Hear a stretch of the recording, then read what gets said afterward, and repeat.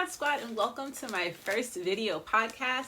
This is going to be a mix of a product review and a podcast because with print on demand, I feel like there's so much that needs to be seen that just talking and having the audio format really doesn't do the whole experience justice. So I thought I would celebrate my first video podcast with a product sample order review that was also a bit of a fail, but it really drives home the point that I want to make with this podcast.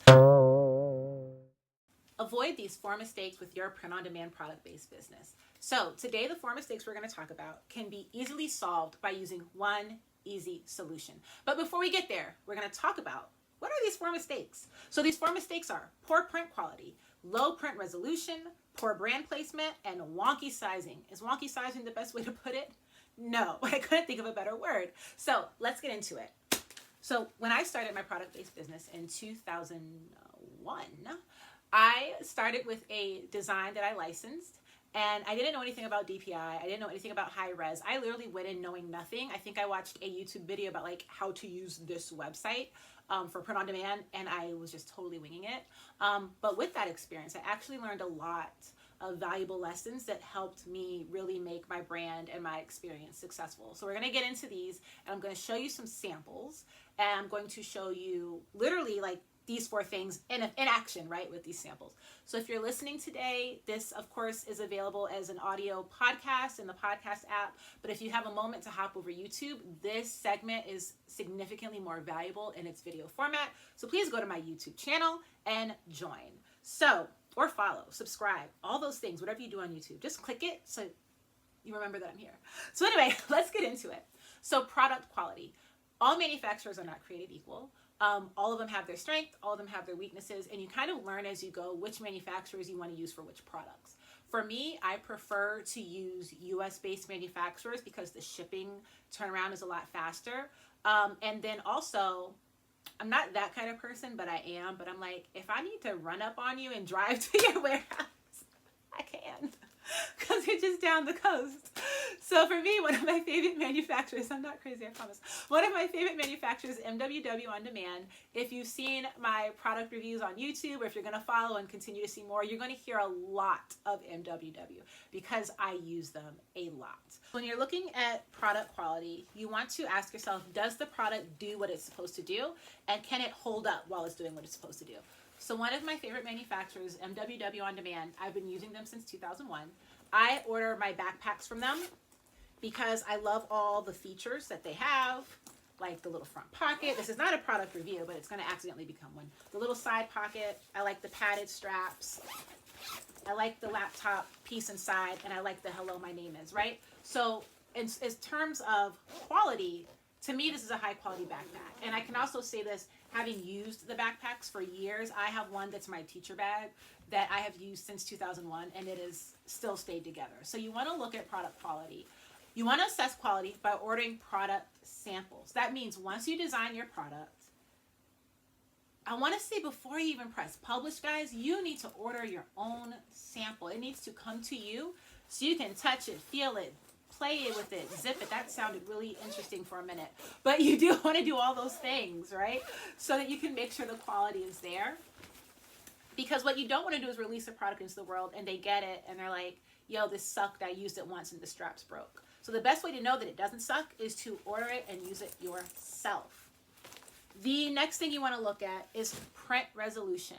When I first started, again, I didn't know what I was doing. I was winging it, and I put my design on everything, but I didn't know anything about DPI and PNG and high res. So that kind of came around to bite me in the butt. But what I love about this learning experience is I actually kept everything because I knew somewhere down the line I was going to do something with all this knowledge and all these really bad products that I keep in a bag. But anyway, I want to show you what I mean by print resolution. So if you're looking at this, it is not your camera, it's not your screen that's getting blurry. It is literally my product. This was a 12 by 12 300 DPI design that I unknowingly and incorrectly stretched onto a full-length pair of pants. And so because I did that, everything came out really pixelated. Doesn't look great, right? The design itself is beautiful, but imagine opening that and the first thing you see is this pixelated woman. You go from like potentially excited to wear these pants to, oh my God, these look awful. So you don't want to lose a customer. You also don't want to lose word of mouth by having your customer's first experience be poor print quality, poor print resolution. The other thing that you want to pay attention to is brand placement. The amazing thing about print on demand, let me open this, is you can decide where you're going to put your branding. There are some manufacturers that will print it on the tag. There are some that'll do special inserts. What I like to do is I save my logo as a PNG. I save it as a solid color background and a clear background PNG so that I can put it on whatever I want to, wherever I want to. However, one mistake I made was that I didn't pay attention to the, I think it's called like size tolerance or something, where basically when you log in, also side note, this is also in WW On Demand, when you select the product, they tell you, hey, on the top, the bottom, the side, there's a chance that about 0.5 centimeter will be cut off. And so even though it didn't look like this on all of mine, it looked like it on some of them. So that's just a risk you don't want to take. You want to make sure that consistently across all your products, your branding is visible. That it's your logo, your name, whatever you're putting on there, you want people to see it. Because imagine you have a customer who's out and about using your bag. Someone says, ooh, I love that bag, where'd you get it? And they go, oh, well, I got it from Livy, Lex, and somebody, and they can't tell because your logo's been cut off. So you've potentially lost a customer. And the way my life works, y'all, I'll lose like 20 because in my sorority, people see things like these as little giftables. So they're like, oh, if they're only so many dollars, I can buy like 20 of them for some new members or whatever. And so if someone can't communicate my brand and where they got it from, I'm losing out on sales. So for me, brand placement is absolutely important. It's probably like one of the most important things that drives sales for me is brand placement. And then you also want to pay attention to sizing. One mistake I made, but I didn't even know I was making it when I made it, is understanding that foreign manufacturers and U.S. manufacturers do not have the same sizing scale or measurements. These pants came from a manufacturer overseas. I believe these ones came from China. And one of my customers ordered a medium. And when she got the medium, they said they fit like a small. So of course it was a return. And then I had to, well, I didn't have to, but I value good customer service. So I sent her a large for free, just to apologize for that, because that was a mistake on my end. But that, was a best case scenario. She could have been like, this sucks, I hate you guys, give me my money back, and F you. And luckily she wasn't like that. But in my head, everyone's like that. In my RSD is really hard. But so I'm just always eternally grateful that she was like really tolerant and understanding that like, I'm figuring this out. It was a genuine mistake and let me fix it. But anyway, you can avoid all those mistakes by ordering samples. I cannot say this enough. You can avoid all 4 of these mistakes by ordering sample products. And the reason why you want to order sample products is because from the bat, you'll know if your quality is poor on the product. You'll know if your print resolution is poor on your product. It will show up pixelated or terrible, but also even color can be different. So you want to make sure you have an eye on that first. You also want to check your brain placement, because mine is not here. Your brand placement. You want to make sure that your product is doing the marketing for you. Now I understand that there are some designers out there who are like, hey, I don't really want my brand on it or like my logo on it, but just think, how will people know where to get more if they can't easily identify where it came from? So that's something I just like to think about. And then also you want to think about sizing. Does this sizing in the description match what my customer believes the sizing will be? I worded that wonky, right? But like the point is that in China, the things are running small. Then they get here and the sizes aren't correct. So you just want to make sure that you get ahead of that. The best way to do that, again, order samples. I can't say enough. Order samples, order samples, order samples, order your samples, because you will be able to circumvent all of those mistakes on the front end by having your product in your hand before you publish it on your website.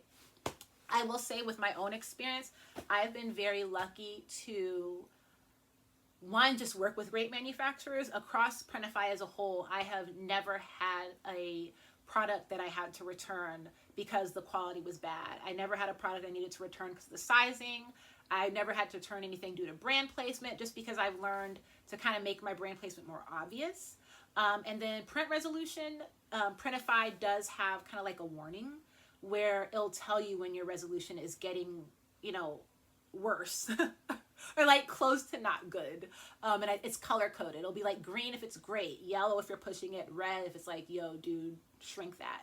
And then if it's red, you either know you need to shrink it, or you can use a photo editing site and edit the picture or re-download it in a more high resolution format.